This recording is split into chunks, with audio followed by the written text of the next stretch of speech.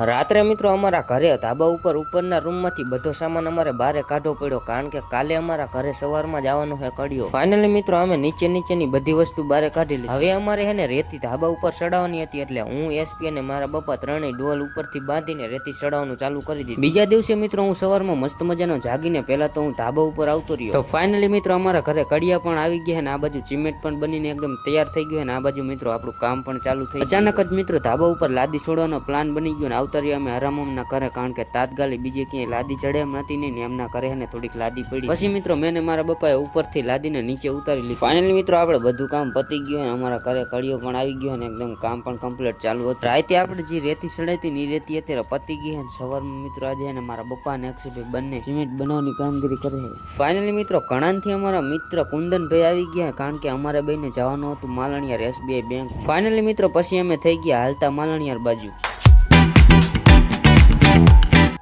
Finally મિત્રો અમે માલણિયાર SBI બેંકમાં પોગી ગયા, ને આપણા ચીંચરા થઈ ગયા. ફાઇનલી મિત્રો કુંદનભાઈનું બેંકનું કામ પતી ગયું, ને જવાનું હવે અમારે ઘરે. ફાઇનલી મિત્રો પછી હું આવતું રહ્યો ઘરે, ને અત્યારે સડી ગયા હતા બપોરને આપણા ઘરેથી કડિયા પણ ઘરે વહી ગયા. અને આ મિત્રો આપણે લાદી છોડવાની હતી, ને લાદી છોડવાનું કામ પણ અહીંયા થોડુંક ચાલુ કરી દીધું. તો ફાઇનલી મિત્રો અત્યારે ખરાબ એપુર સડી ગયો, ને મસ્ત મજાનો હોઈ ગયો. મિત્રો હવે આપણે મળશું પાર્ટ 2 માં કાલે. તો પાર્ટ 2 જોવા માટે તમારે મને ફોલો કરવો પડશે, તો ફોલો ન કર્યો તો જલ્દી ફોલો કરી નાખો.